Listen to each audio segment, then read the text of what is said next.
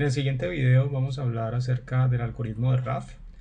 Vamos a usar como base la presentación que hizo su autor, Diego Ongaro, en una sesión de Usenix en el 2014.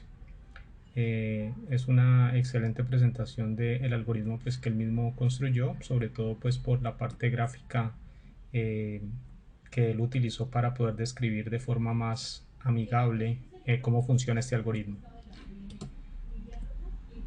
Voy a dar una pequeña introducción y después los dejaré para que sigan escuchando a Diego Ongaro describiendo su algoritmo.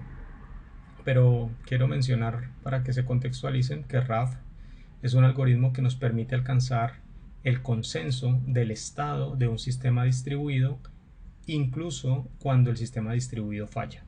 Entonces, Raft nos va a permitir encontrar cuál es el estado real de un sistema a pesar de que elementos del sistema distribuido fallen. Otro aspecto importante es que Raft nace como una respuesta a la complejidad de un algoritmo que existía antes que se llama Paxos. Paxos digamos que es un algoritmo clásico para manejar esto del consenso en sistemas distribuidos, pero era realmente complicado, como lo verán dentro de la presentación que hace el señor Diego Ongaro. Finalmente, vale la pena mencionar que la charla abordará dos grandes tópicos. El primer tópico es una motivación, porque es que el algoritmo de RAF aparece en escena. Digamos que el objetivo fundamental de RAF es permitir que la gente aprenda fácilmente cómo funciona un algoritmo para manejar el consenso en sistemas distribuidos. Otro aspecto que se va a considerar, y es en la segunda parte o la mayor parte del video, es describir el algoritmo de Raft. Dentro del algoritmo de Raft hay tres grandes tópicos, que es elección del líder, perdón, ahí me equivoqué, cómo se maneja el estado a través de archivos de log y finalmente cómo demostrar que este algoritmo se comporta de forma segura ante la presencia de fallos. Entonces, sin más preámbulo, démosle paso a Diego Ongaro.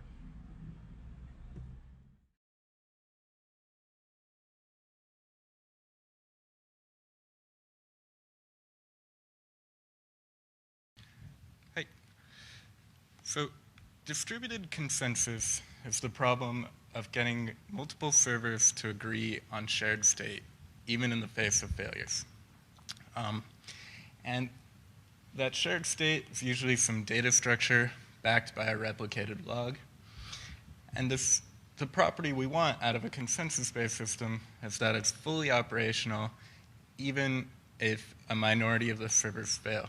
So if a majority of servers are up, the system is up. So this is needed all over the place. They used consensus in the last talk. It's needed in basically every consistent fault-tolerant storage system. Paxos is basically synonymous with consensus, but unfortunately it's widely regarded as difficult. So it's hard to understand and it's hard to implement. It's best summarized by these two quotes. For NSDI reviewer, the dirty little secret of the NSDI community is that at most 5 people really truly understand every part of Paxos. Maybe 6 with Comcast now. And then Chubby is a consensus-based system inside of Google. Their authors wrote, there are significant gaps between the description of the Paxos algorithm and the needs of a real-world system. The final system will be based on an unproven protocol. So we need consensus everywhere, but it's really hard to learn it, and it's really hard to build systems with it. As a result, we designed Raft, and we designed it specifically for understandability. To evaluate this claim, we actually taught 2 classrooms of students both Paxos and Raft. And on the left graph, you can see those 33 points above the diagonal are the participants that scored higher on a Raft quiz than they did on a Paxos quiz, out of 43 participants total. So that's most everyone learned Raft better. The others probably had prior Paxos experience. And then on the right side, you see a survey. We asked them, which do you think would be easier to implement in a real working system, and which would be easier to explain to a fellow student? And there, nearly everyone said Raft would be easier. So for my remaining 15 minutes or so, I'll try to teach you Raft. So Raft is broken up into three parts. First is leader election. A Raft cluster will first elect a leader, and if that leader fails, it will elect a replacement. The second part is log replication. So that leader's job is to take commands from clients, append them to its log, and replicate its log to the other servers. The third part, safety, is what ties those together and makes things actually consistent. So it extends leader election to guarantee that only a server with an up-to-date log can become leader. And then when that leader replicates its log and overwrites the other logs, that's actually safe to do.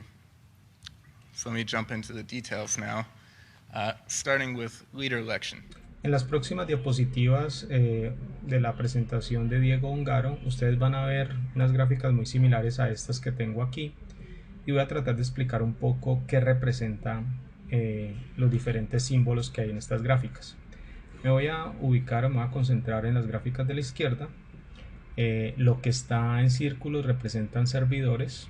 Observen que tiene una nomenclatura: el servidor 1, servidor 2, servidor 3, servidor 4, servidor 5. Observen también que hay una línea que está alrededor de estos círculos. Recordemos que los círculos representan los servidores y hay una línea que está en estos, que rodea estos círculos, y eso representa un temporizador. Cuando ustedes vean el video van a observar que estas líneas se van como encogiendo, y eso lo que quiere decir es que el temporizador va llegando a su final. Entonces en este caso podemos decir que el servidor 2, su temporizador ya se va a vencer. Entonces eso es como una primera aspecto que vale la pena resaltar de esas gráficas. Observemos ahora la gráfica que está a la derecha. Entonces de esta gráfica quiero resaltar que este señor que está aquí ha cambiado de color. Esta gráfica que tenemos a la izquierda no hay líder. En esta gráfica que está aquí a la derecha sí comienza a que uno de los servidores quiere ser líder. En este caso es el servidor 2. Lo que está dentro de los círculos, este número representa una época dentro de lo que tiene que ver con determinar el consenso en un sistema distribuido. Entonces digamos que acá están en la época 1. Cuando este señor identifica que no hay líder, entonces él se postula como líder y entonces entra en la época 2. Observen que estos siguen en la época 1, pero este señor sigue en la época 2 y les manda una notificación. Esto se denota por esta bolita verde que ustedes van a ver en el video. Se mueve de este nodo del 2 hacia S1 y esto denota que es un mensaje que le está enviando S2 a S1, a S5, a S4 y a S3, indicándoles que él quiere ser líder. En este caso de acá, entonces, digamos que es como una consecuencia de lo que habíamos visto en la gráfica anterior. Este señor, el servidor 2, quiso ser líder, les mandó un mensaje a S1, a S5, a S4 y S3. Estos señores le responden que les parece bien que él sea líder, y entonces por eso le envían un mensaje de respuesta con un simbolito, con un círculo y más. Eso le está indicando que ellos aceptan que él es el líder. Como él solicitó ser líder en la época 2, y ellos estaban en 1, cuando se dan cuenta de que hay una persona o hay un servidor que se postula para ser líder, entonces se mueven a esa época de ese servidor que se postuló para ser líder. Entonces por eso ellos también quedan ahora con el numeral 2. De otro lado, observen acá que aquí ya este señor quedó totalmente relleno, ¿sí? Su círculo quedó en línea gruesa y negro oscuro. O bueno, negro, perdón, es que estas líneas de acá gruesas son como grises, y él aquí lo que está haciendo es enviándoles un mensaje indicándoles que él ya es el nuevo líder, es decir, les está certificando que él logró posicionarse como líder. Esta línea que está así como tenue, que es un gris grueso alrededor del servidor o del círculo, pues denota el temporizador que está corriendo. Entonces eso es algo que hay que tener en cuenta a la hora de escuchar la intervención que viene de Diego Ongaro. So here on the left side, we've got a 5-server cluster, and keep your eye out on server 2. It's about to start an election and become leader.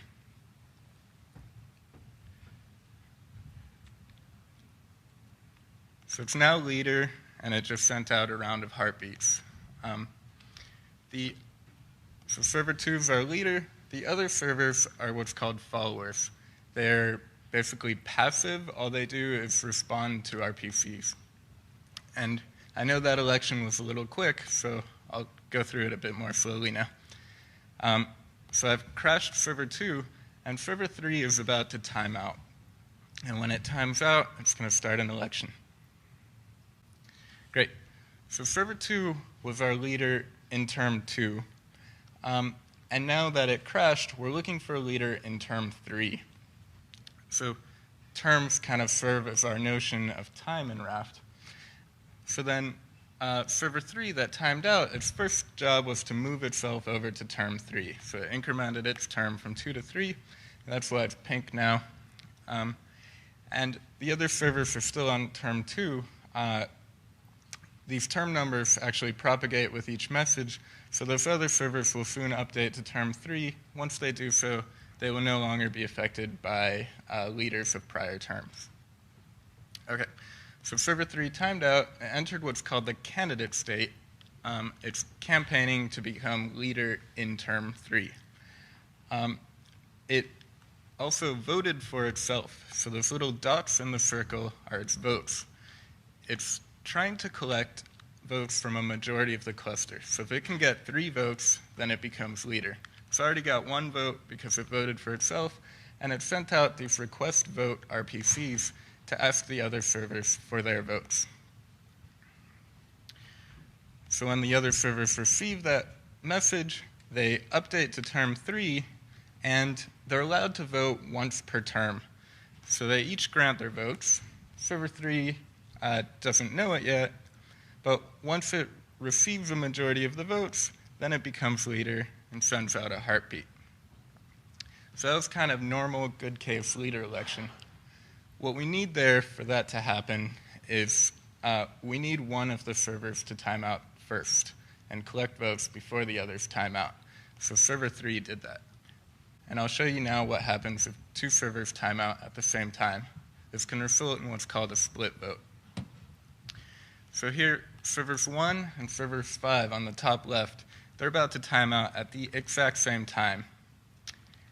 And they're now trying to become leader in term 4. So they're in this candidate state, they each vote for themselves, they solicit votes from the rest of the cluster. And unfortunately for them, it just so happens that each server is only able to collect 1 more vote. So each server gets 2 votes. They need 3 votes to become leader. They try really hard to get server 2's vote, but server 2's down. So this election is basically stuck here. Neither server can collect the needed 3 votes to become leader. So Raft does the stupid simple thing, which is just waiting for that next timeout. So if I let this advance, you'll actually see server 3 happens to time out next, and it's quick enough to become leader in term 5. So what we need for elections to succeed is to get one server to time out before the others. The way Raft does that is by using randomized timeouts. So you might have noticed that the timers on the outside of the servers don't reset all the way around. They actually reset randomly somewhere between halfway and the full circumference. That gives it enough spread so that it's highly likely that one server times out first, and split votes are almost always avoided. If not the first time, then the second round. Bien, a continuación voy a mostrar otra nomenclatura referente a los archivos de log. Recordemos que una de las tareas que tiene el algoritmo de Raft es tratar de encontrar el consenso del estado de un sistema distribuido. Entonces, el estado en este caso va a estar representado por archivos de log, es decir, un archivo donde se registran diferentes eventos. En este caso particular vamos a observar que el servidor 1 es quien se ha encargado de registrar una serie de eventos en la época 2.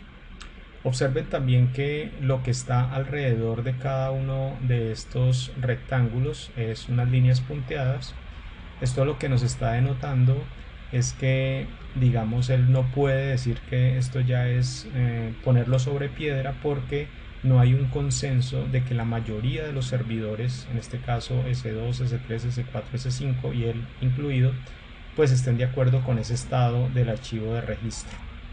Es decir, vemos aquí que S2, S3, S4, S5 no conocen nada de lo que él sí conoce en ese archivo de registro de actividades que tiene algo en la actividad 1, en la actividad 2 y en la actividad 3.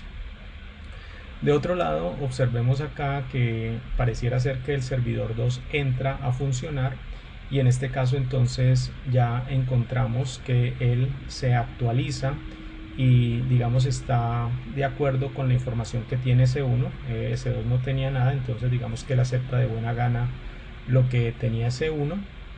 eh, pero todavía no pueden hacer commit porque la mayoría de los servidores no están de acuerdo con esta información, y por eso es que aquí observamos que tanto S1 como S2 en las tres primeras actividades del archivo de log pues están punteados.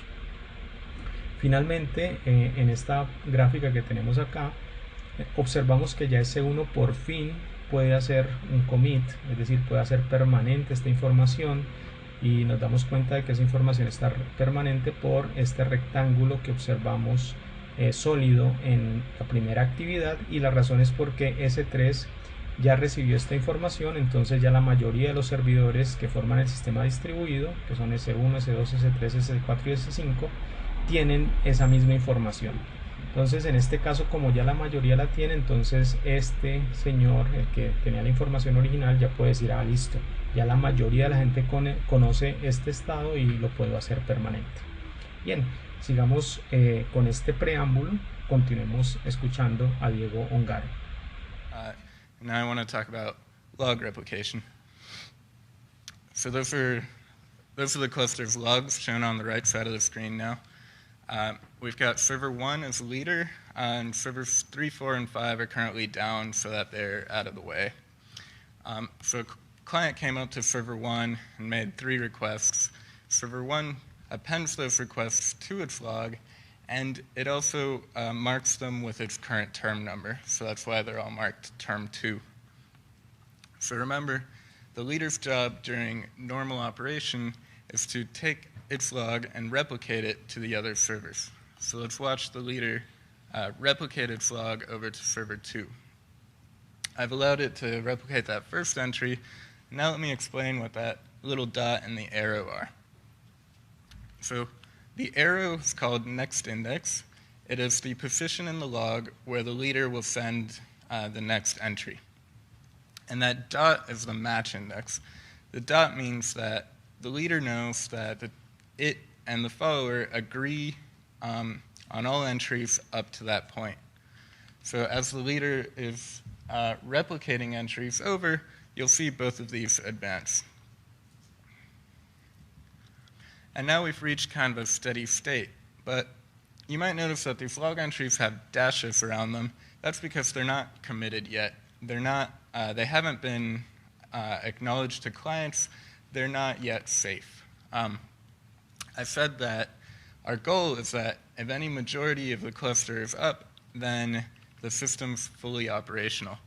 And so what could happen here, server 1 and 2 could go down, but servers 3, 4, and 5 could come up, and these log entries would be entirely lost. And so we need to actually replicate a little more widely before these can be marked committed. Okay, so I've brought up server 3, and I allowed the leader to replicate one entry over to server 3. And at this point, the leader's marked its first entry committed. So the rule is the leader can mark an entry that is created committed once that entry reaches the majority of the cluster. And once the leader marks it committed, it can acknowledge that and send the response back to the client. So at this point, that entry is guaranteed to never ever change. Server 1 knows it's committed, the other servers don't, and so this commitment information is actually sent out from the leader on its next messages. So if I let this advance forward, we'll reach a steady state where all of the entries are committed. And note that a minority of the cluster has been out of order this whole time. So that's kind of normal case log replication. And then there's two inconsistencies that we need to repair that can come up because servers can go up and down at any time. So there's missing entries, and then there's extraneous entries. So here we've got the same cluster. I submitted a couple of requests to server 1 before crashing it, brought up server 4, and allowed server 2 to become leader. So now server 2 is our leader in term 3. You'll note that server 2 has initialized its next index to be just past the end of its log. So that works out really well for its follower, server 3, because they happen to have the same logs.